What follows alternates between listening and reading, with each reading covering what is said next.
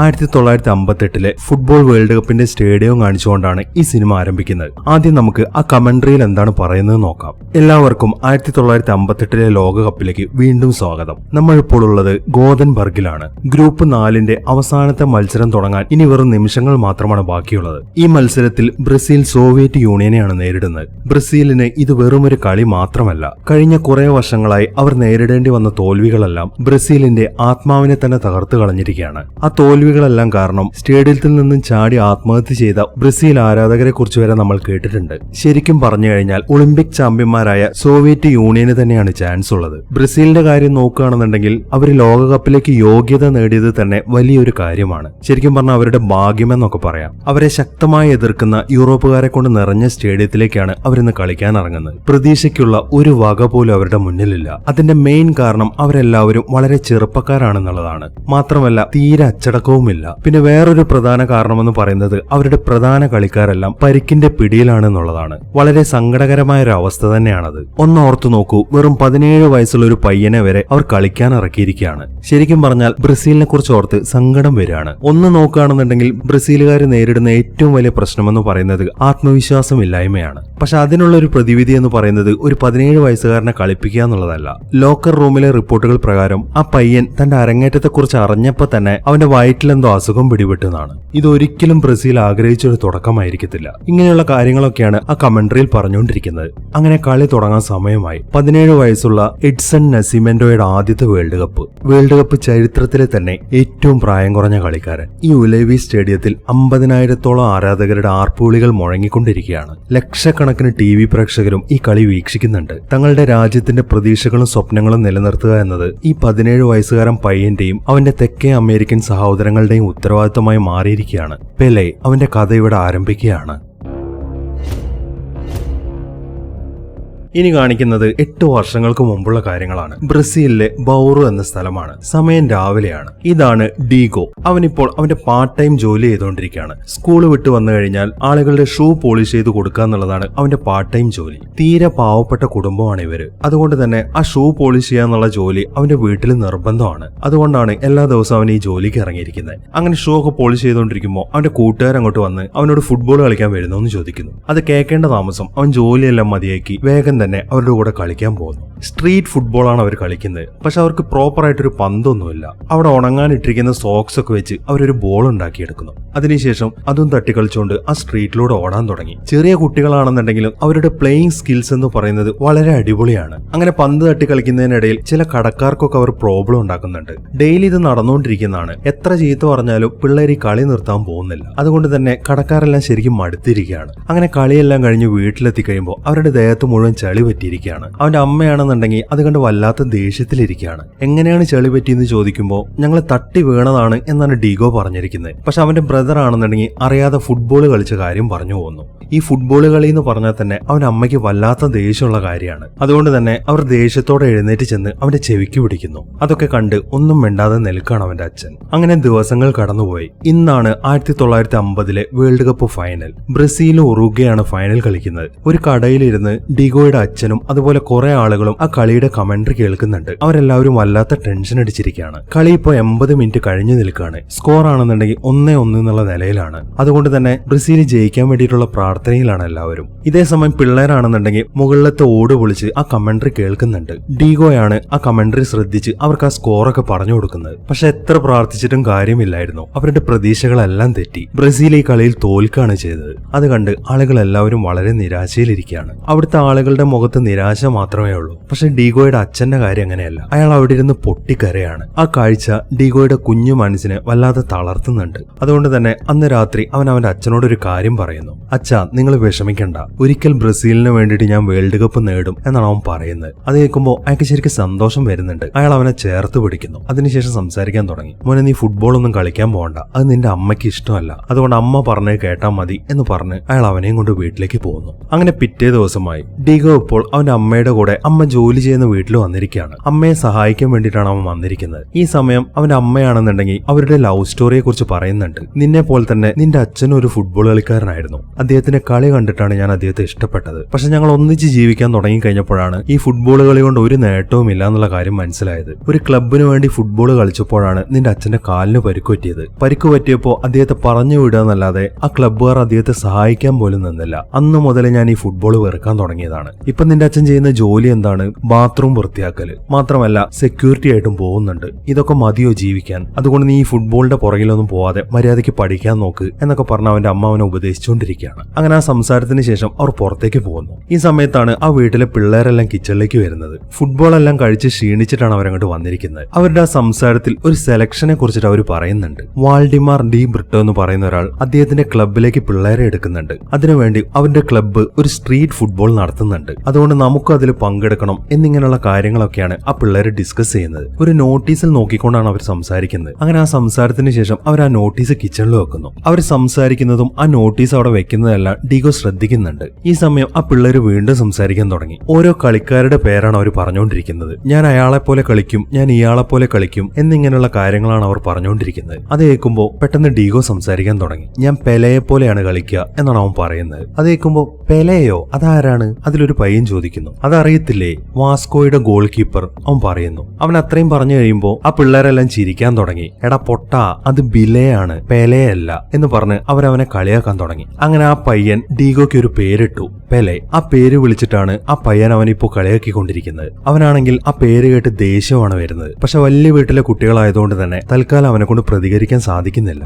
അങ്ങനെ ആ വീട്ടിൽ നിന്ന് ഇറങ്ങി അവൻ നേരെ ചെല്ലുന്ന അവന്റെ ഫ്രണ്ട്സിന്റെ അടുത്തേക്കാണ്. അവൻ ആ നോട്ടീസും എടുത്തിട്ടുണ്ട്. അവൻ വേഗം തന്നെ ആ ടൂർണമെന്റിന്റെ കാര്യങ്ങളൊക്കെ അവന്റെ ഫ്രണ്ട്സിനോട് പറയുന്നു. ഡിഗോ ആണെങ്കിൽ വല്ലാത്ത ഇൻട്രസ്റ്റ് എടുത്തിട്ടാണ് ആ കാര്യങ്ങൾ അവരോട് പറയുന്നത്. പക്ഷെ അവരാരും ആദ്യം താല്പര്യം കാണിക്കുന്നില്ല. അവൻ നിർബന്ധിക്കുമ്പോൾ അവരും കളിക്കാൻ വരാമെന്ന് സമ്മതിക്കുന്നു. അങ്ങനെ ആ ടൂർണമെന്റിന്റെ ദിവസം അവർ വേഗം തന്നെ ചെന്ന് പേര് കൊടുക്കുന്നു. അങ്ങനെ അവരുടെ ആദ്യത്തെ കളിയായി. ബാക്കി കളിക്കുന്ന എല്ലാ ടീമുകൾക്കും ജേഴ്സിയും ബൂട്ടും അങ്ങനെയുള്ള കാര്യങ്ങളൊക്കെ ഉണ്ട്. പക്ഷെ ഇവർക്ക് മാത്രം അതൊന്നുമില്ല. അവരുടെ കയ്യിലുള്ളത് സ്കിൽസ് മാത്രമാണ്. അതിലാണ് അവർ തിളങ്ങി നിൽക്കുന്നത്. ആദ്യത്തെ ഗോൾ അടിക്കുന്നത് ഒരു ഹെഡ് ഷോട്ട് ആയിരുന്നു. ഡീഗോ ആണത് വെച്ച് കാച്ചിയത്. അങ്ങനെ വീണ്ടും വീണ്ടും ഡീഗോ ഗോൾ അടിക്കാൻ തുടങ്ങി. പിള്ളേരെല്ലാം അവനെ കട്ടയ്ക്ക് സപ്പോർട്ട് ചെയ്യുന്നുണ്ട്. അങ്ങനെ ആ കളിയിൽ അവന്റെ ടീമാണ് ജയിക്കുന്നത്. ഡീഗോ ജോലി ചെയ്യുന്ന വീട്ടിലെ പിള്ളേരുണ്ടല്ലോ, അവരുടെ ടീമിന്റെ പേര് കിങ്സ് എന്നാണ്. അവരുടെ ആദ്യത്തെ മത്സരത്തിലും അവർ തന്നെയാണ് ജയിക്കുന്നത്. അങ്ങനെ ഓരോ കളികളായി ഡീഗോയുടെ ടീമും ഈ കിങ്സ് എന്ന ടീമും ജയിച്ചു കയറിക്കൊണ്ടിരിക്കുകയാണ്. അങ്ങനെ ഫൈനൽ മാച്ച് പ്രഖ്യാപിച്ചു. കിങ്സ് ആണ് ഒരു ടീം, രണ്ടാമത്തെ ടീം ഡീഗോയുടെ ടീമാണ്. അവരെ ടീം നമ്പർ 7 എന്നാണ് പേരിട്ടിരുന്നത്. ഈ സമയത്താണ് ആ പയ്യന്മാർ അവരെ ഷൂ ഇല്ലാത്തവർ എന്ന് പറഞ്ഞ് കളിയാക്കുന്നത്. അങ്ങനെ ഫൈനൽ കളിക്കാൻ വേണ്ടി അവരുടെ ടീമിന്റെ പേര് ഷൂലെസ് എന്നാക്കി. അവരങ്ങനെ വിളിച്ച് കളിയാക്കിയത് കൊണ്ട് തന്നെ ആ പിള്ളേരെല്ലാവരും വല്ലാത്ത വിഷമത്തിൽ നിൽക്കുകയാണ്.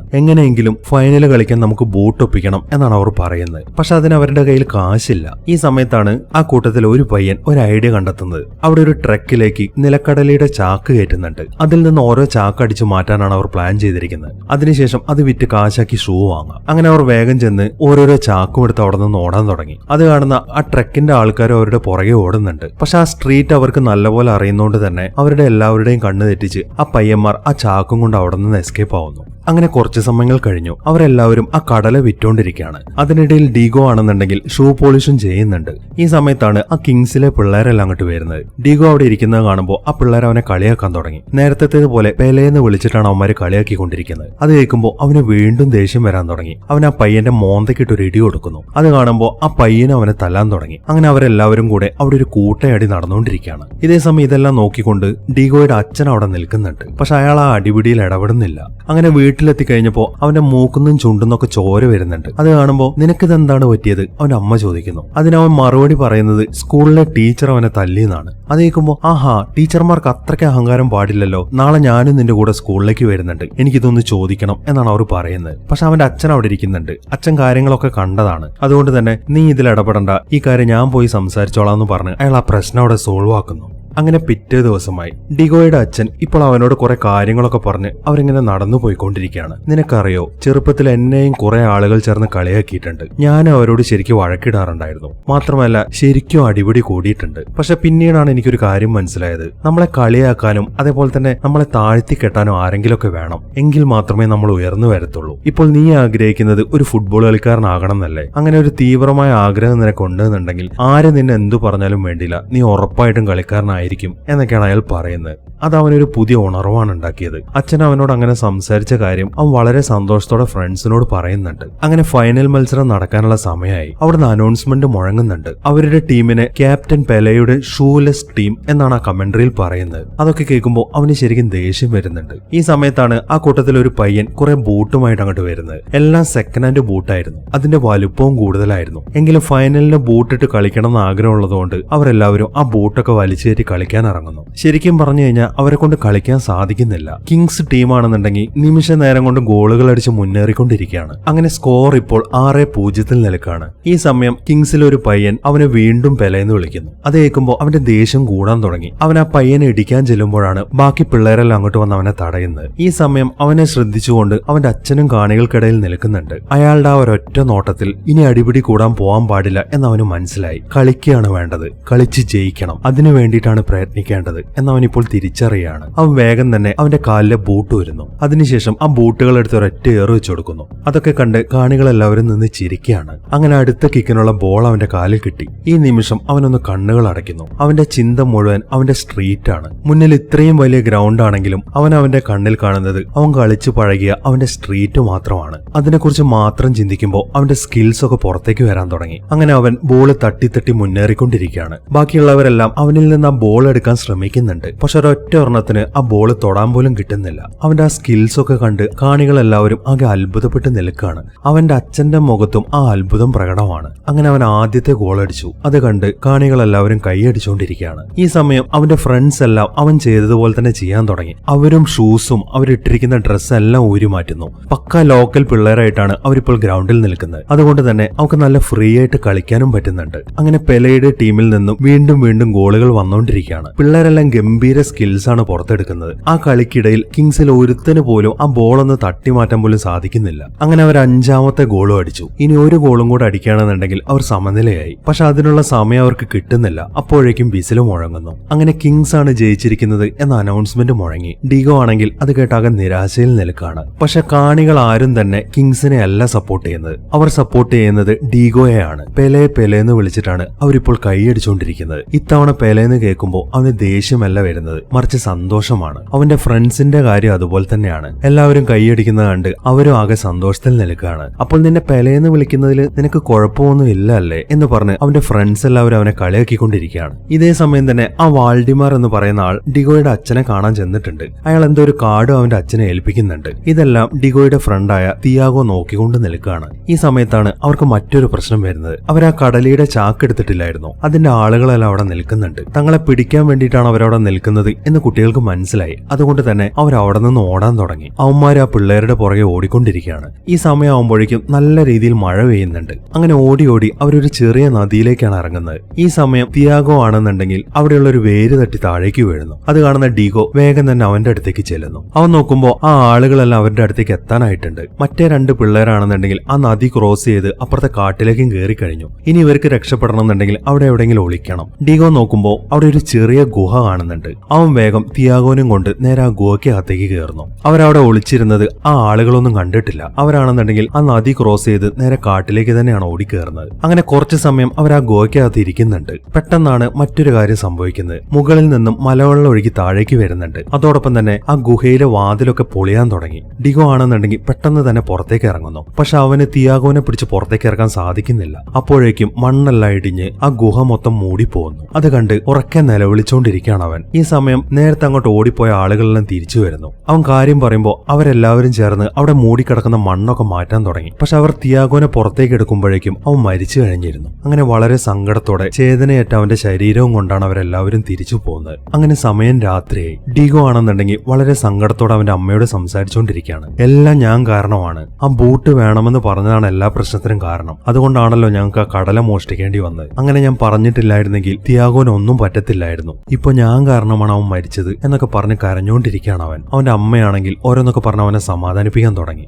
ഈ സമയം അവൻ മറ്റൊരു കാര്യം കൂടെ പറയുന്നുണ്ട്. ഇനി ഞാൻ ഒരിക്കലും ഫുട്ബോൾ കളിക്കാൻ പോകത്തില്ല അമ്മേ. ഞാൻ മര്യാദയ്ക്ക് സ്കൂളിൽ പോയിക്കോളാം. അതിനുശേഷം വേറെ എന്തെങ്കിലും ജോലിക്ക് ഞാൻ പോയിക്കോളാം എന്നൊക്കെയാണ് അവൻ പറയുന്നത്. അങ്ങനെ അവൻ ഉറങ്ങിയതിനു ശേഷം അവന്റെ അമ്മ അവന്റെ അച്ഛന്റെ അടുത്തേക്ക് ചെല്ലുന്നു. ഈ സമയത്താണ് ആ വാൾഡിമാർ കൊടുത്ത കാർഡ് അയാൾ അവന്റെ അമ്മയെ കാണിക്കുന്നത്. അവരാണെന്നുണ്ടെങ്കിൽ ആ കാർഡിലേക്കൊന്ന് നോക്കിയതിനു ശേഷം ആ കാർഡ് എടുത്ത് മേശയുടെ വലിപ്പിന്റെ അകത്തേക്ക് ഇടുന്നു. അതിനുശേഷം സംസാരിക്കാൻ തുടങ്ങി. ഇനി ഇനി ഡീഗോ സ്കൂളിൽ പോയി വന്നതിന് ശേഷം അവൻ ഇനി നിങ്ങളുടെ കൂടെ ജോലി ചെയ്താൽ മതി എന്നാണ് അവർ പറയുന്നത്. അവന്റെ അച്ഛനാണെന്നുണ്ടെങ്കിൽ അതിനെ എതിർത്തൊന്നും പറയുന്നുമില്ല. അങ്ങനെ പിറ്റേ ദിവസം മുതൽ അവൻ അവന്റെ അച്ഛന്റെ കൂടെ ഒരു ഹോസ്പിറ്റലിലാണ് ജോലിക്ക് പോകുന്നത്. അവിടുത്തെ ബാത്റൂം ഒക്കെ ക്ലീൻ ആക്കലാണ് അവന്റെ അച്ഛന്റെ ജോലി. അവനാണെന്നുണ്ടെങ്കിൽ അച്ഛനെയും സഹായിച്ചുകൊണ്ട് അവിടെ നിൽക്കുകയാണ്. അച്ഛനെ ഈ വയ്യാത്ത കാല് വെച്ച് വളരെ കഷ്ടപ്പെട്ടാണ് ജോലി ചെയ്യുന്നത് എന്നൊക്കെ അവൻ ആ നിമിഷത്തിലാണ് തിരിച്ചറിയുന്നത്. അങ്ങനെ അവരെ ജോലിയൊക്കെ ചെയ്തു കഴിഞ്ഞ് വിശ്രമിക്കുന്ന ഒരു സ്ഥലമുണ്ട്. ആ സ്ഥലത്തിന്റെ തൊട്ടടുത്തായി ഒരു മാവും വളർന്നു നിൽക്കുന്നുണ്ട്. അതിലാണെന്നുണ്ടെങ്കിൽ നിറയെ മാങ്ങ ഉണ്ടായിരിക്കുകയാണ്. അത് കാണിച്ച ശേഷം അവന്റെ അച്ഛൻ സംസാരിക്കാൻ തുടങ്ങി. ഞാൻ ചെറിയ കുട്ടിയായിരിക്കുമ്പോഴും ഇതുപോലൊരു മാവ് ഉണ്ടായിരുന്നു. അതിലെ മാങ്ങ വെച്ചിട്ടാണ് ഞാൻ പ്രാക്ടീസ് ചെയ്തുകൊണ്ടിരുന്നത് എന്ന് പറഞ്ഞ് അയാൾ അതൊക്കെ കാണിക്കാൻ തുടങ്ങി. തിയാഗോ മരിച്ചതിൽ പിന്നെ അവന് ഫുട്ബോളിനോട് തീരെ താല്പര്യമില്ലായിരുന്നു. അതുകൊണ്ട് തന്നെ ആദ്യത്തെ ദിവസങ്ങളിലൊന്നും അവൻ അതിൽ പാർട്ടിസിപ്പേറ്റ് ചെയ്തില്ല. പക്ഷെ പോകെ പോകെ അവന് അവന്റെ അച്ഛന്റെ കൂടെ കൂടാൻ തുടങ്ങി. അങ്ങനെ അവന്റെ അച്ഛനാണെന്നുണ്ടെങ്കിൽ അവൻ ഓരോരോ സ്കിൽസ് പഠിപ്പിച്ചു കൊടുത്തോണ്ടിരിക്കുകയാണ്. മാങ്ങ വെച്ചാണ് എല്ലാം ചെയ്യിക്കുന്നത്. അങ്ങനെ അവൻ പതുക്കെ പതുക്കെ വളരാൻ തുടങ്ങി. അവൻ വളരുന്നതിനനുസരിച്ച് അവന്റെ അച്ഛനാണെന്നുണ്ടെങ്കിൽ അവനെ മുടങ്ങാതെ പ്രാക്ടീസ് ചെയ്യിക്കുന്നുണ്ട്. അങ്ങനെ ഒരു ദിവസം അവന്റെ അമ്മയാണെന്നുണ്ടെങ്കിൽ ജോലിയും കഴിഞ്ഞ് വീട്ടിലേക്ക് പോകുമ്പോഴാണ് ആ ഒരു കാഴ്ച കാണുന്നത്. അതായത് അവന്റെ അച്ഛൻ ഡിഗോയെ മാങ്ങ വെച്ച് പ്രാക്ടീസ് ചെയ്യിപ്പിച്ചുകൊണ്ടിരിക്കുകയാണ്. ഡിഗോ ആണെങ്കിൽ നല്ല രീതിയിൽ കളിക്കുന്നുമുണ്ട്. അത് കാണുമ്പോൾ അവർക്ക് ശരിക്കും അത്ഭുതമായി. അന്ന് രാത്രി അവർക്ക് തീരെ ഉറക്കം വന്നിട്ടില്ല. താൻ കാരണം ഡിഗോയുടെ ഫുട്ബോൾ ഭാവി നശിച്ചുകൊണ്ടിരിക്കുകയാണ് എന്നവർക്ക് മനസ്സിലായി. അതുകൊണ്ട് തന്നെ അവർ പെട്ടെന്ന് ആ മേശ തുറന്ന് ആ വാൾഡിമാറിന്റെ കാർഡ് കയ്യിലെടുക്കുന്നു. അതിനുശേഷം അദ്ദേഹത്തെ വിളിച്ചു വരുത്തി ഡിഗോ ആ മാങ്ങ വെച്ച് പ്രാക്ടീസ് ചെയ്യിക്കുന്നൊക്കെ കാണിച്ചു കൊടുക്കുന്നു. കുറെ സമയം അദ്ദേഹം അത് നോക്കി നിൽക്കുന്നുണ്ട്. അങ്ങനെ ആ പ്രാക്ടീസ് ഒക്കെ കഴിഞ്ഞ് അവർ തിരിച്ച് വീട്ടിലെത്തുമ്പോൾ വാൾഡിമാർ അവിടെ ഇരിക്കുന്നതാണ് കാണുന്നത്. എന്റെ കൂടെ ക്ലബിലേക്ക് വരുന്നുണ്ടോ എന്ന് ചോദിക്കാനാണ് അയാൾ അവിടെ വെയിറ്റ് ചെയ്തത്. ഡിഗോയ്ക്കാണെന്നുണ്ടെങ്കിൽ അതിൽ പരം സന്തോഷം വേറെ ഇല്ലായിരുന്നു. അവന്റെ അമ്മയാണ് അദ്ദേഹത്തെ വിളിച്ചു വരുത്തിയെന്ന് അറിഞ്ഞ് അവൻ വേഗം തന്നെ ചെന്ന് അമ്മയെ കെട്ടിപ്പിടിക്കുന്നു. അങ്ങനെ അവന് പോകാനുള്ള സമയമായി. അവർ കുറെ കാശൊക്കെ കടം വാങ്ങി അവന് വേണ്ട ഡ്രസ്സും മറ്റുമെല്ലാം വാങ്ങിയിട്ടുണ്ട്. അങ്ങനെ അതെല്ലാം പാക്ക് ചെയ്തെടുത്തതിന് ശേഷം അവൻ ആ വാൾഡിമാറിന്റെ കൂടെ അവന്റെ വീട്ടിൽ നിന്ന് യാത്രയായി. അങ്ങനെ വാൾഡിമാർ ഡിഗോയെയും കൊണ്ട് നേരെ സാന്റോസ് ക്ലബിലേക്കാണ് ചെല്ലുന്നത്. അന്നത്തെ ദിവസം മുതൽക്ക് തന്നെ അവന്റെ പ്രാക്ടീസും ആരംഭിച്ചു. അവരുടെ കോച്ച് എന്ന് പറയുന്നത് കുറച്ച് റൂഡായിട്ടുള്ള ഒരാളായിരുന്നു. അവരുടെ ഏത് മൂവ്മെന്റും വാച്ച് ചെയ്ത് അതിനനുസരിച്ച് ചീത്ത പറഞ്ഞുകൊണ്ടിരിക്കാൻ അയാൾ. ഡിഗോ ഒഴികെ ബാക്കി എല്ലാവരും തന്നെ അയാൾ പറഞ്ഞ പോലെയാണ് കളിച്ചുകൊണ്ടിരിക്കുന്നത്.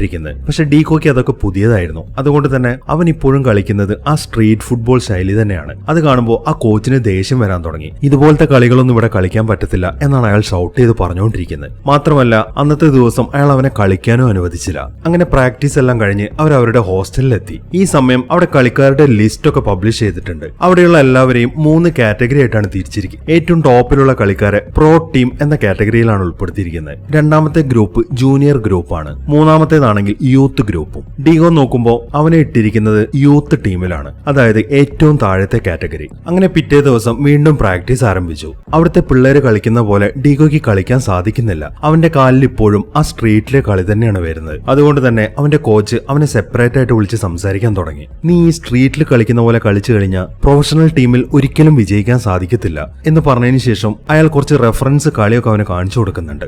വല്ലാതെ ദേഷ്യപ്പെട്ടിട്ടാണ് അയാൾ സംസാരിക്കുന്നത്. അതുകൊണ്ട് തന്നെ ഡിഗോ ആണെങ്കിൽ വളരെ വിഷമിച്ചിട്ടാണ് അതൊക്കെ കണ്ടുകൊണ്ടിരിക്കുന്നത്. അങ്ങനെ സമയം രാത്രി. നമ്മുടെ വാൾഡിമാർ ഇപ്പോൾ അയാളുടെ ഓഫീസിലിരിക്കുകയാണ്. എന്തോ ഒരു ശബ്ദം കേട്ടാണ് അയാൾ ജനലിന്റെ കർട്ടൻ മാറ്റി നോക്കുന്നത്. അയാൾ നോക്കുമ്പോൾ അത് ഡിഗോ ആയിരുന്നു. അവൻ ഇപ്പോഴും ആ ഗ്രൗണ്ടിൽ നിന്ന് പ്രാക്ടീസ് ചെയ്തുകൊണ്ടിരിക്കുകയാണ്. അവൻ എത്ര ശ്രമിച്ചിട്ടും അവനൊരു ഗോൾ അടിക്കാൻ പോലും സാധിക്കുന്നില്ല. എല്ലാം പുറത്തേക്ക് തെറിച്ചു പോവാണ്. അതുകൊണ്ട് തന്നെ അവൻ അവിടെ നിരാശയിലിരിക്കുകയാണ്. കുറച്ചു സമയം അതൊന്ന് നോക്കി നിന്നതിന് ശേഷം അയാൾ അയാളുടെ വർക്കിലേക്ക് തന്നെ കടക്കുന്നു. അങ്ങനെ പിറ്റേ ദിവസമായി അവരിപ്പോൾ ഒരു ട്രയൽ മാച്ച് കളിച്ചുകൊണ്ടിരിക്കുകയാണ്. ഒരു പെനാൽറ്റി ഷൂട്ട് ഔട്ട് ആണ്. ഡിഗോ ആണ് അത് അടിക്കാൻ നിൽക്കുന്നത്. ശരിക്കും പ്രാർത്ഥിച്ചിട്ടാണ് അവൻ ആ കിക്ക് കൊടുക്കുന്നത്. പക്ഷെ അവന്റെ പ്രതീക്ഷകളെല്ലാം തെറ്റി. അവന്റെ അടിയുടെ പവറിൽ ആ ബോൾ തെറിച്ച് മുകളിലേക്ക് പോവാണ് ചെയ്യുന്നത്. അത് കണ്ട് അവനാകെ നിരാശയിൽ നിൽക്കുകയാണ്. നീ ഒരിക്കലും ഗോൾ അടിക്കാൻ പോകുന്നില്ല എന്നൊക്കെ അവന്റെ ടീംമേറ്റ്സ് വിളിച്ച് പറയുന്നുണ്ട്. അങ്ങനെ സമയം രാത്രിയായി. എല്ലാവരും നല്ല ഉറക്കത്തിലാണ്. പക്ഷെ ഡിഗോയ്ക്ക് മാത്രം ഉറങ്ങാൻ പറ്റുന്നില്ല. അവനാണെങ്കിൽ കരഞ്ഞുകൊണ്ടിരിക്കുകയാണ്. ഇനി അവൻ അവിടെ തുടരാൻ സാധിക്കത്തില്ല എന്നാണ് അവന്റെ മനസ്സ് പറഞ്ഞുകൊണ്ടിരിക്കുന്നത്. അതുകൊണ്ട് തന്നെ അവൻ അവന്റെ സാധനങ്ങളെല്ലാം എടുത്ത് അവിടെ നിന്ന് ഇറങ്ങി നടക്കാൻ തുടങ്ങി.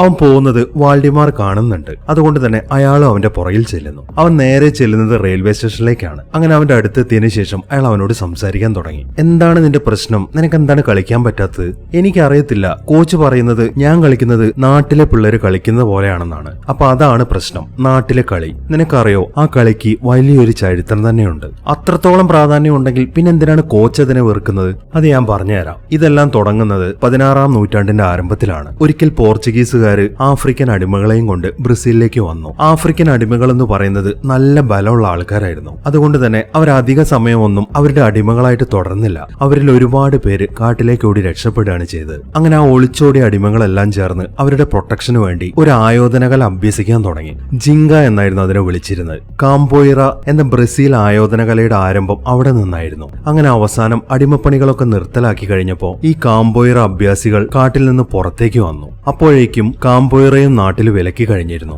അങ്ങനെ ആ ആൾക്കാരെല്ലാം അറസ്റ്റ് ചെയ്യപ്പെടാതെ അവരുടെ ആയോധനകല പരിശീലിക്കാൻ വേണ്ടി ഒരു കളി കണ്ടുപിടിച്ചു. ആ കളിയാണ് ഈ ഫുട്ബോൾ എന്ന് പറയുന്നത്. ശരിക്കും പറഞ്ഞു കഴിഞ്ഞാൽ ഈ ജിങ്കയുടെ അന്തിമ രൂപമായിരുന്നു ഫുട്ബോൾ. അങ്ങനെ വൈകാതെ തന്നെ ലോകം മുഴുവൻ ആ കളി സ്വീകരിക്കപ്പെട്ടു. അങ്ങനെ അത് നമ്മുടേതെല്ലാമായി മാറി. അതിന്റെ താളം ഇപ്പോഴും ബ്രസീലുകാരുടെ കൂടെ തന്നെയുണ്ട്. പക്ഷെ നമ്മുടെ ഈ ജിങ്ക രീതിയാണ് 1950 ലോകകപ്പിലെ തോൽവിക്ക് കാരണം എന്നാണ് ഒട്ടുമിക്ക ആളുകളും വിശ്വസിച്ചത്. അതോടെ നമ്മുടെ ആഫ്രിക്കൻ പാരമ്പര്യവുമായി ബന്ധപ്പെട്ട എല്ലാത്തിനെയും ആളുകൾ എതിർക്കാൻ തുടങ്ങി. നിന്റെ കോച്ചും അതിൽപ്പെട്ട ഒരാളാണ്. അതുകൊണ്ടാണ് അയാൾക്ക് നിന്റെ ശൈലി ഇഷ്ടപ്പെടാത്തത്. അയാൾ ശ്രമിക്കുന്നത് നിന്റെ കളിയിൽ നിന്ന് ജിങ്ക ഒഴിവാക്കാൻ വേണ്ടിയിട്ടാണ്. പക്ഷെ ഞാൻ മനസ്സിലാക്കിയെടുത്തോളം ഒരു കാര്യം ഞാൻ പറയാം. നിന്റെ ഉള്ളിൽ ആ ജിങ്ക എന്ന് പറയുന്നത് വളരെ ശക്തമായിട്ട് തന്നെയുണ്ട്. അതുകൊണ്ട് തന്നെ യഥാർത്ഥത്തിൽ നീ ആരാണെന്ന് തെളിയിക്കാനുള്ള ഒരു അവസരം ഉണ്ടാവുമ്പോൾ നിനക്ക് നിന്റെ ജിങ്ക പുറത്തെടുക്കാം. ഇത്രയുമാണ് എനിക്ക് പറയാനുള്ളത്. ഇനി നിനക്ക് അങ്ങോട്ട് തിരിച്ചു വരണമെങ്കിൽ വരാം, അല്ലെങ്കിൽ ആ ട്രെയിനിൽ കയറി പോവാം, എന്താന്ന് വെച്ചാൽ നിന്റെ ഇഷ്ടം എന്ന് പറഞ്ഞതിന് ശേഷം അയാൾ അവിടെ നിന്ന് പോകുന്നു. ഡിഗോ ആണെന്നുണ്ടെങ്കിൽ തിരിച്ചു പോകാനല്ല ഒരുങ്ങിയത്. അവൻ വേഗം തന്നെ അവന്റെ ക്ലബിലേക്ക് തിരിച്ചു പോകുന്നു. അങ്ങനെ അവൻ വീണ്ടും കളിക്കാൻ ഇറങ്ങി. ആദ്യമൊന്നും അവന് മര്യാദയ്ക്ക് കളിക്കാൻ സാധിക്കുന്നില്ല. എല്ലാവരും അവനെയും തട്ടിമാറ്റി ബോൾ എടുത്തുകൊണ്ട് പോയിക്കൊണ്ടിരിക്കുകയാണ്. അങ്ങനെ കുറച്ചു സമയം കളിച്ചു കഴിയുമ്പോൾ പെട്ടെന്നൊരു കൂട്ടിയിടിയിൽപ്പെട്ട് അവൻ താഴേക്ക് വീഴുന്നു. ഈ സമയം അവന്റെ കോച്ച് അവനെ ചീത്ത പറയാൻ തുടങ്ങി. പെട്ടെന്ന് എഴുന്നേറ്റ് കളിക്കാൻ നോക്ക് എന്ന് പറഞ്ഞാണ് അയാൾ അവിടെ നിന്ന് ഷൗട്ട് ചെയ്തുകൊണ്ടിരിക്കുന്നത്. അങ്ങനെ അവൻ രണ്ടും കൽപ്പിച്ച് വീണ്ടും അവിടെ നിന്ന് എഴുന്നേറ്റു. ഈ സമയം അവന്റെ മനസ്സ് മുഴുവൻ അവന്റെ അച്ഛനാണ്. അച്ഛൻ അന്ന് ട്രെയിൻ ചെയ്യിച്ച കാര്യങ്ങളാണ് അവന്റെ മനസ്സിലേക്ക് വന്നുകൊണ്ടിരിക്കുന്നത്. അതായത് അവൻ ആ മാങ്ങയിൽ തട്ടിക്കളിച്ച കാര്യങ്ങളൊക്കെ. ശരിക്കും പറഞ്ഞാൽ അവൻ അവന്റെ എല്ലാ സ്കിൽസും വീണ്ടെടുക്കുകയായിരുന്നു. അങ്ങനെ അവൻ ആ ബോൾ തട്ടിയെടുത്ത് ഓടാൻ തുടങ്ങി. ഒറ്റ ഒരുത്തന് അവൻ ബോൾ തൊടാൻ പോലും കൊടുക്കുന്നില്ല. അവന്റെ ആ കളി കണ്ട് അവിടെയുള്ള എല്ലാവരും അത്ഭുതപ്പെട്ട് നിൽക്കുകയാണ്. അങ്ങനെ ഓടി ഓടി ഒരു ഗംഭീര ഷോട്ടിലൂടെയാണ് അവൻ ആ ഗോള് ഫിനിഷ് ചെയ്യുന്നത്. അത് കണ്ട് ആളുകൾ എല്ലാവരും ആർപ്പ് വിളിക്കുകയാണ്. ഈ സമയത്താണ് ആ കോച്ച് അവൻ അടുത്തേക്ക് വിളിക്കുന്നത്. അവൻ ശരിക്കും പേടിച്ചിട്ടാണ് അങ്ങോട്ട് ചെല്ലുന്നത്. ഈ സമയം അയാൾ സംസാരിക്കാൻ തുടങ്ങി. നീ എന്ത് കളിയാണ് ഇപ്പൊ കളിച്ചത്? അയാൾ ചോദിക്കുന്നു. അത് കേൾക്കുമ്പോൾ എന്നോട് ക്ഷമിക്കണം എന്നാണ് അവൻ പറയുന്നത്. നീ എന്തിനാണ് സോറി പറയുന്നത്? ഇനിയും ഇതുപോലെ തന്നെ അങ്ങോട്ട് കളിച്ചാൽ മതി എന്ന് പറഞ്ഞ് അയാൾ അവന്റെ തോളിൽ തട്ടി അഭിനന്ദിക്കുന്നു. അതും കൂടെ ആവുമ്പോൾ അവന്റെ ആത്മവിശ്വാസം ഇരട്ടിച്ചിരിക്കുകയാണ്. പിന്നെ അങ്ങോട്ടൊന്നും അവന് പറഞ്ഞു കൊടുക്കേണ്ട ആവശ്യമില്ലായിരുന്നു. അവന്റെ കാലിൽ പന്ത് കിട്ടിക്കഴിഞ്ഞാൽ അത് മൊത്തം ഗോളാണ്. ആ ഒരു അവസ്ഥ വരെ എത്തി കാര്യങ്ങൾ.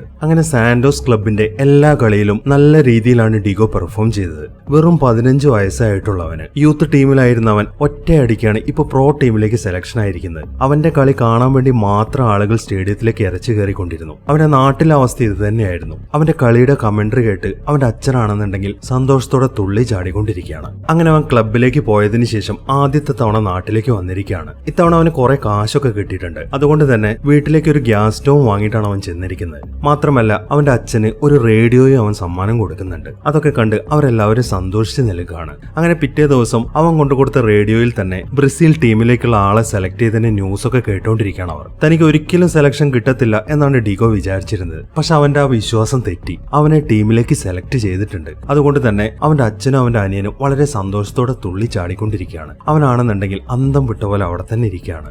അങ്ങനെ അവന് തിരിച്ചു പോകാനുള്ള സമയമായി. അവന്റെ അച്ഛനാണ് അവനെയും കൊണ്ട് ബസ് സ്റ്റോപ്പിലേക്ക് പോകുന്നത്. അവൻ പോകുന്നതിന് മുമ്പായി അവന്റെ ഫ്രണ്ട് തയ്ച്ചു കൊടുത്ത ഒരു കുപ്പായം അവന്റെ അച്ഛൻ അവന് കൊടുക്കുന്നുണ്ട്. അതിന്റെ പുറകിൽ പെലെ എന്ന് എഴുതിയിട്ടുണ്ട്. അത് കാണുമ്പോൾ ഇതെന്നാ പിള്ളേര് കളിയാക്കി വിളിക്കുന്ന പേരല്ലേ? അവൻ ചോദിക്കുന്നു. അല്ല ഡിഗോ, ഇത് ഇവിടുത്തെ നാട്ടുകാരെ നിന്നെ സ്നേഹത്തോടെ വിളിക്കുന്നതാ. അതും നിന്റെ ജിങ്ക രീതിയിലുള്ള കളി കണ്ടപ്പോ. ഞാൻ നിനക്കൊരു കഥ പറഞ്ഞുതരാം. ഇത് ഒരുപാട് വർഷങ്ങൾക്ക് മുമ്പാണ്. അന്നാണ് ഞാൻ ആദ്യമായി ഒരു പ്രൊഫഷണൽ ഫുട്ബോൾ കളിക്കാരനായത്. അന്നത്തെ ആ മാച്ചിൽ മനോഹരമായ ജിങ്ക രീതിയിൽ ഒരു കളി കളിക്കണം എന്നെനിക്ക് ആഗ്രഹം ഉണ്ടായിരുന്നു. അത് കണ്ട് എല്ലാ ബ്രസീലുകാരെയും ആവേശത്തിലാക്കണം എന്ന് ഞാൻ ആഗ്രഹിച്ചു. പക്ഷെ അവസാനം എനിക്ക് ആ ഒരു അവസരം ലഭിച്ചപ്പോൾ ഞാൻ ഒരു നിമിഷ നേരത്തേക്കൊന്ന് സംശയിച്ചു നിന്നു. ആ ഒരു നിമിഷ നേരം ഞാൻ എന്നെ തന്നെ അവിശ്വസിക്കുകയായിരുന്നു. ആ സമയത്താണ് ഒരു കൂട്ടിയിടി ഉണ്ടായതും എന്റെ കാലിന് പരിക്ക് പറ്റുന്നതും. അതോടെ എന്റെ ജീവിതം അവസാനിക്കുകയായിരുന്നു. ഞാനിത് പറഞ്ഞതിന്റെ കാരണം എന്താണെന്ന് വെച്ച് കഴിഞ്ഞാൽ, നീയും നല്ല രീതിയിൽ ജിങ്ക കളിക്കുന്ന ആളാണ്. അതുകൊണ്ട് തന്നെ കളിക്കാൻ ഇറങ്ങുമ്പോൾ ഒരിക്കലും സംശയിച്ച് നിൽക്കരുത്. എന്ത് നീ തീരുമാനിച്ചോ അത് നടപ്പിലാക്കുക. ഒരു കളിക്കാരൻ എന്ന നിലയിൽ എനിക്ക് നിനക്ക് തരാനുള്ള ഒരു ഉപദേശം ഇത് മാത്രമാണ്. അത്രയും പറഞ്ഞതിന് ശേഷം അയാൾ ആ സംസാരം അവസാനിപ്പിക്കുന്നു. അങ്ങനെ അച്ഛനോട് യാത്ര പറഞ്ഞതിന് ശേഷം അവൻ അവന്റെ ക്ലബിലേക്ക് പുറപ്പെടുന്നു. അങ്ങനെ അവൻ ടീമിലെത്തിയതിനു ശേഷം അവന്റെ കോച്ച് അവനെ മാറ്റി നിർത്തി സംസാരിക്കാൻ തുടങ്ങി. എന്ത് തന്നെ സാഹചര്യം ഉണ്ടായാലും അവന്റെ ജിങ്ക രീതിയിലുള്ള കളി പുറത്തെടുക്കരുത് എന്നാണ് അയാൾ അവനെ ഉപദേശിക്കുന്നത്. അവൻ അതിനെ പുകഴ്ത്തി ഒരുത്തി പറയാൻ ശ്രമിക്കുമ്പോൾ അയാളാണെങ്കിൽ അവനോട് ഷൗട്ട് ചെയ്യാണ്. അതുകൊണ്ട് തന്നെ വളരെ സങ്കടത്തോടെ അവൻ അവിടെ നിന്ന് പോകുന്നു. അങ്ങനെ അവരുടെ പ്രാക്ടീസ് കളിയൊക്കെ ആരംഭിച്ചു. കോച്ച് പറഞ്ഞ പോലെ തന്നെ അവൻ മര്യാദയ്ക്കാണ് കളിക്കുന്നത്. പക്ഷെ അവനെ കൊണ്ട് കളിക്കാൻ സാധിക്കുന്നില്ല. സായി കെട്ടവൻ അവന്റെ രീതിയിൽ കളിക്കാൻ തുടങ്ങി. അത് കാണുന്ന കോച്ച് അവനോട് ദേഷ്യപ്പെടുന്നുണ്ട്. പക്ഷെ അവൻ അതൊന്നും മൈൻഡ് ചെയ്യുന്നില്ല. പക്ഷെ ആ ജിങ്ക രീതിയിലുള്ള കളി അവന് കംപ്ലീറ്റ് ചെയ്യാൻ സാധിക്കുന്നില്ല. പെട്ടെന്നൊരു കൂട്ടിയിടിയിൽപ്പെട്ട് അവൻ തെറിച്ച് താഴേക്ക് വീഴുന്നു. അതോടൊപ്പം തന്നെ അവന്റെ കാലിന് നല്ല രീതിയിൽ ഇഞ്ചുറി പറ്റുന്നുണ്ട്. ഡോക്ടർ അവനെ ചെക്ക് ചെയ്തതിന് ശേഷം പറയുന്നത് ഈ സീസണിൽ അവനെ കളിക്കാൻ സാധിക്കത്തില്ല എന്നാണ്. അതുകൊണ്ട് തന്നെ അവനാണെങ്കിൽ ശരിക്കും വിഷമിച്ചിരിക്കുകയാണ്. അങ്ങനെ 1958 വേൾഡ് കപ്പിലെ ബ്രസീലിന്റെ ആദ്യത്തെ കളി തുടങ്ങി. ആ കളി നടക്കുമ്പോഴും ഡീഗോ ആണെന്നുണ്ടെങ്കിൽ ട്രീറ്റ്മെന്റിൽ തന്നെയാണ്. അവിടെ ഇരുന്ന് ടിവിയിലൂടെയാണ് അവൻ കളി കണ്ടുകൊണ്ടിരിക്കുന്നത്. ആ കളി ബ്രസീലിന് വിജയമായിരുന്നു. അതുകൊണ്ട് തന്നെ അന്നത്തെ ദിവസം ടീമിൽ എല്ലാവരും ചേർന്ന് ആഘോഷിച്ചുകൊണ്ടിരിക്കുകയാണ്. ബാക്കിയുള്ളവരാണെന്നുണ്ടെങ്കിൽ എങ്ങനെയെങ്കിലും ഡീഗോയുടെ കാലിന്റെ പ്രശ്നം മാറ്റാനുള്ള ശ്രമത്തിലാണ്. അങ്ങനെ ബ്രസീലിന്റെ അടുത്ത കളിയായി. ഈ കളിയിൽ അവർ സമനിലയിലാവുകയാണ് ചെയ്തത്. പക്ഷെ ഗ്രൗണ്ട് എന്ന് പറയുന്നത് ചോരപ്പുഴയായിരുന്നു എന്നാണ് കമന്ററിയിൽ പറയുന്നത്. ബ്രസീലിന്റെ 3 ആളുകളാണ് പരിക്ക് കാരണം പുറത്തായിരിക്കുന്നത്. ആ വാർത്ത കേട്ട് എല്ലാവരും വളരെ നിരാശയിലിരിക്കുകയാണ്. ഇതേ സമയം തന്നെ നാട്ടിലെല്ലാവരും ഈ വാർത്തയൊക്കെ ഒരുമിച്ചിരുന്ന് കാണുന്നുണ്ട്. പരിക്ക് പറ്റിയതൊക്കെ അറിഞ്ഞ് അവരും വളരെ വിഷമത്തിലാണ്. പക്ഷെ അവർക്ക് സന്തോഷമുണ്ടാവുന്ന ഒരു വാർത്തയുണ്ടായിരുന്നു. അതായത് കുറെ പേര് പരിക്ക് പറ്റി മാറിയതുകൊണ്ട് അടുത്ത മാച്ച് ഡീഗോ കളിക്കുന്നുണ്ട്. അവൻ കളിക്കുന്നുണ്ടെന്ന് അറിഞ്ഞ് അവന്റെ അച്ഛൻ വളരെ സന്തോഷത്തിലിരിക്കുകയാണ്. പക്ഷെ ഡീഗോയുടെ അവസ്ഥയാണെങ്കിൽ ശരിക്കും പറഞ്ഞാൽ വളരെ മോശമാണ്. അവൻ വല്ലാതെ ഛർദ്ദിക്കുന്നിടത്തു നിന്നാണ് ആ കോച്ച് അവനെയും പിടിച്ചോണ്ട് പോകുന്നത്. നീ നിന്റെ അസുഖങ്ങളൊക്കെ ഉള്ളിൽ ഒതുക്കി വെക്കി, ഒരിക്കലും കാണികളുടെ മുമ്പിൽ അതൊന്നും കാണിക്കാൻ നിൽക്കരുത്, എങ്ങനെയെങ്കിലും നീ കളിച്ചേ പറ്റൂ എന്നൊക്കെ പറഞ്ഞ് അയാൾ അവനെ നിർബന്ധിച്ചുകൊണ്ടിരിക്കുകയാണ്. പാവൻ ഡീഗോ ആണെന്നുണ്ടെങ്കിൽ അവനാകെ 17 വയസ്സേ ആയിട്ടുള്ളൂ. എന്താണ് ചെയ്യേണ്ടത് എന്ന് അവനൊരു എത്തും പിടിയും കിട്ടുന്നില്ല. ഈ സമയം ആ ഡോക്ടർ അവനെ ഉപദേശിക്കാൻ തുടങ്ങി. നിന്റെ കാൽ ഇപ്പോഴും ശരിയായിട്ടില്ല, അതുകൊണ്ട് തന്നെ നീ വെറുതെ ആ ജിങ്കയൊന്നും പുറത്തെടുക്കാൻ നിൽക്കരുത്. അങ്ങനെയാണെന്നുണ്ടെങ്കിൽ പിന്നെ ഒരിക്കലും നിന്റെ കാല് ശരിയാവത്തില്ല എന്നാണ് അയാൾ പറയുന്നത്. അത് കേൾക്കുന്ന ഡീഗോ ആണെന്നുണ്ടെങ്കിൽ അതിനും ഓക്കെ പറയുന്നു. അങ്ങനെ അവൻ നേരെ ഗ്രൗണ്ടിലേക്ക് ഇറങ്ങുന്നു. ഈ ഒരു സീനാണ് നമ്മൾ തുടക്കത്തിൽ കണ്ടത്. അപ്പൊ അവന്റെ പാസ്റ്റിലെ കാര്യങ്ങളൊക്കെ അവസാനിക്കുകയാണ്. ഇനി പ്രസന്റ് ആണ് കാണിച്ചുകൊണ്ടിരിക്കുന്നത്. അങ്ങനെ മാച്ച് ആരംഭിച്ചു. ഡീഗോ അവനെ കൊണ്ടാവുന്ന രീതിയിലൊക്കെ കളിക്കാൻ ശ്രമിക്കുന്നുണ്ട്. പക്ഷെ എല്ലാവരും വന്ന് അവനെ ഇടിച്ചു മാറ്റിക്കൊണ്ടിരിക്കുകയാണ്. അവനെ തീരെ വയ്യാത്തോണ്ട് തന്നെ അവൻ എന്താണ് ചെയ്യേണ്ടതെന്നൊരു എത്തും പിടിയും കിട്ടുന്നില്ല. അങ്ങനെ കളി മുന്നോട്ട് പോയിക്കൊണ്ടിരിക്കുകയാണ്. ബ്രസീലാണ് ഇപ്പൊ മുന്നേറിക്കൊണ്ടിരിക്കുന്നത്. അവർ ഒരു ഗോൾ അടിച്ചിരിക്കുകയാണ്. ഈ സമയം അവന്റെ അച്ഛനാണെന്നുണ്ടെങ്കിൽ ടിവിയിൽ ആ കളിയൊക്കെ കാണുന്നുണ്ട്. അവനെ ഓരോരുത്തരിങ്ങനെ ഇടിച്ചു വീഴ്ത്തുന്ന കാണുമ്പോൾ അയാൾക്ക് ശരിക്കും സങ്കടമാണ് വരുന്നത്. അങ്ങനെ ആ കളിയിൽ ബ്രസീൽ ജയിച്ചു. അവരിപ്പോ സെമി ഫൈനലിലേക്ക് സെലക്ട് ആയിട്ടിരിക്കുകയാണ്. ഫ്രാൻസുമായിട്ടാണ് മത്സരം. ഇതിലും ഡീഗോ കളിക്കുന്നുണ്ട്. ഈ കളിയിൽ ഡീഗോ കുഴപ്പമില്ലാതെ കളിക്കുന്നുണ്ട്. കാരണം അവന്റെ കാലിന്റെ പ്രശ്നങ്ങളൊക്കെ ഏകദേശം മാറിയിട്ടുണ്ട്. പക്ഷെ അവൻ അങ്ങോട്ട് ട്രാക്കിലേക്ക് വരുന്നില്ല. വന്നു കഴിഞ്ഞാലും ആരെങ്കിലുമൊക്കെ അവന്റെ കയ്യിൽ നിന്ന് ബോൾ എടുത്തുകൊണ്ട് പോകും. അതുകൊണ്ട് തന്നെ അവനൊന്നും ചെയ്യാൻ സാധിക്കുന്നില്ല. അങ്ങനെ ആദ്യത്തെ ഗോൾ ഫ്രാൻസ് അടിച്ചു. ഹാഫ് ടൈം വരെ അവർക്ക് ഒരു ഗോളും തിരിച്ചടിക്കാൻ പറ്റിയിട്ടില്ല. അതുകൊണ്ട് തന്നെ വളരെ നിരാശയോടെ അവർ ഡ്രസ്സിംഗ് റൂമിലേക്ക് ചെല്ലുന്നു. കുറെ കളിക്കാർക്ക് പരിക്ക് പറ്റിയിട്ടുണ്ട്. അതുകൊണ്ട് തന്നെ അതിന്റെ മുറിവെച്ച് കെട്ടലും കാര്യങ്ങളൊക്കെയാണ് ഡ്രസ്സിംഗ് റൂമിൽ നടന്നുകൊണ്ടിരിക്കുന്നത്. ഡീഗോയ്ക്ക് തൽക്കാലം പരിക്കൊന്നും പറ്റിയിട്ടില്ല. അവനാണെന്നുണ്ടെങ്കിൽ അവരുടെ ആ അവസ്ഥയെ കോർത്ത് വളരെ വിഷമിച്ചിരിക്കുകയാണ്. ഈ സമയം അപ്പുറത്തെ റൂമിൽ ഒരുത്തൻ ഇരിക്കുന്നുണ്ട്. ഇവന്റെ കാര്യം ഞാൻ ആദ്യം പറയാൻ വിട്ടുപോയതാണ്. ഡീഗോ ചെറുപ്പത്തിൽ ഒരു വീട്ടിൽ ജോലിക്ക് പോയിരുന്നു എന്ന് പറഞ്ഞില്ലായിരുന്നു. അവിടെ കുറച്ച് പിള്ളേരുണ്ടായിരുന്നല്ലോ, കിങ്സ് എന്ന ടീം കളിച്ച്. അതിലൊരുത്തനാണ് ഈ ഇരിക്കുന്നത്. ഇവനും ടീം കളിക്കുന്നുണ്ട്. ഇപ്പൊ പരിക്ക് എന്നുള്ള പേരിൽ കയറിയിരിക്കുകയാണ്. ഇവർ തമ്മിൽ ഒരു കോമ്പറ്റീഷൻ ഉണ്ടായിരുന്നു, ആരാണ് നന്നായിട്ട് കളിക്കുക എന്നുള്ളത്. കാരണം ഏറ്റവും പ്രായം കുറഞ്ഞ കളിക്കാർ ഇവരാണ്. പക്ഷെ തന്നെക്കാൾ കൂടുതൽ ഡീഗോ കളിക്കും എന്നവൻ ഇപ്പോഴാണ് തിരിച്ചറിയുന്നത്. അതിന്റെ കാരണം ആ ജിങ്കയാണ്. അവന്റെ അത്രത്തോളം ഒന്നും ജിങ്ക കളിക്കാൻ ഇവൻ അറിയത്തില്ല. നീ ജിങ്ക പുറത്തെടുത്തേ പറ്റൂ, എങ്കിൽ മാത്രമേ നമുക്ക് ഈ കളിയിൽ ജയിക്കാൻ സാധിക്കൂ എന്നാണ് അവൻ പറയുന്നത്. അങ്ങനെ ഹാഫ് ടൈമിന് ശേഷമുള്ള കളി ആരംഭിച്ചു.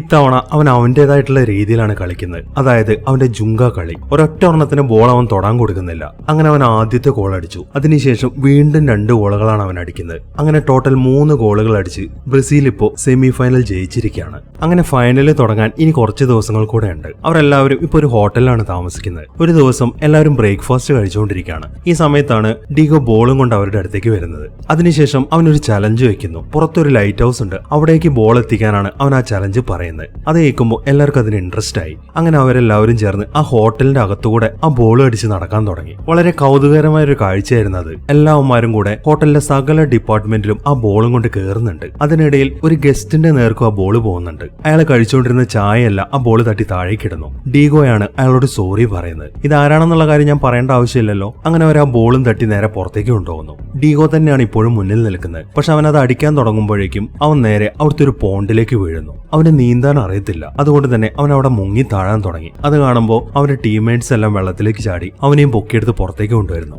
അങ്ങനെ ഫൈനൽ മാച്ച് ആരംഭിച്ചു. സ്വീഡനുമായിട്ടാണ് കളി. ഈ ഒരു സമയമാകുമ്പോഴേക്കും അവന്റെ പെലെ എന്നുള്ള പേരൊക്കെ ഫേമസ് ആയിട്ടുണ്ട്. കമന്ററിയിൽ പെലെ എന്നാണ് വിളിച്ചു പറയുന്നത്. പറയുന്നത്. സ്വീഡനിൽ എല്ലാവരും തന്നെ അവനെയാണ് നോട്ടിട്ടിരിക്കുന്നത്. അതുകൊണ്ട് തന്നെ ശരിക്കും നല്ലൊരു മൂവ്മെന്റ് പോലും അവന് കളിക്കാൻ സാധിക്കുന്നില്ല. അങ്ങനെ കുറച്ച് സമയങ്ങൾ കഴിയുമ്പോൾ അവന് നേരെ മറ്റൊരു കൂട്ടിയിടും കൂടെ ഉണ്ടാവുന്നു. അതിൽപ്പെട്ട് അവൻ തെറിച്ചു പോവുകയും ചെയ്യുന്നു. സ്വീഡൻ ആണെന്നുണ്ടെങ്കിൽ ഒരു ഗോൾ സ്കോർ ചെയ്യുകയും ചെയ്തു. അതൊക്കെ കണ്ട് ആകെ നിരാശയിൽ നിൽക്കുകയാണ് അവൻ ആ കാണികളുടെ മുഖത്തേക്കാണ് നോക്കുന്നത്. അവരുടെ എല്ലാവരുടെയും മുഖത്ത് നല്ല രീതിയിൽ നിരാശയുണ്ട്. അത് അവനിൽ വലിയൊരു ഉണർവാണ് ഉണ്ടാക്കുന്നത്. എങ്ങനെയെങ്കിലും ഗോൾ അടിക്കണം എന്ന് മാത്രമാണ് അവന്റെ ചിന്ത. അതുകൊണ്ട് തന്നെ അവനിൽ തന്നെ പൂർണ്ണമായിട്ടും വിശ്വസിച്ച് കളിക്കാൻ തുടങ്ങി. അതൊരു ഒന്നൊന്നര കളിയായിരുന്നു. അവന്റെ ആ എനർജിയൊക്കെ കാണുമ്പോൾ അവന്റെ ടീംമേറ്റ്സും അവനെ കട്ടയ്ക്കാണ് സപ്പോർട്ട് ചെയ്യുന്നത്. അങ്ങനെ വളരെ പെട്ടെന്ന് തന്നെ അവരൊരു ഗോൾ സ്കോർ ചെയ്യുന്നു. അത് കണ്ട് അതുവരെ ഉറങ്ങി നിന്ന കാണികളെല്ലാം വളരെ ഉച്ചത്തിൽ ആർപ്പ് വിളിക്കാൻ തുടങ്ങി. നല്ലൊരു ടീം വർക്കായിരുന്നു അത്. അതുകൊണ്ട് തന്നെ അതിനെപ്പറ്റി തന്നെ പുകഴ്ത്തിക്കൊണ്ടിരിക്കുകയാണ് കമന്ററി. അങ്ങനെ അവർ വീണ്ടും ഒരു ഗോളും കൂടെ അടിച്ചു. ബ്രസീലാണെങ്കിൽ ഇപ്പൊ 2 ഗോൾ അടിച്ചിട്ടുണ്ട്. സ്വീഡൻ ആണെങ്കിൽ 1.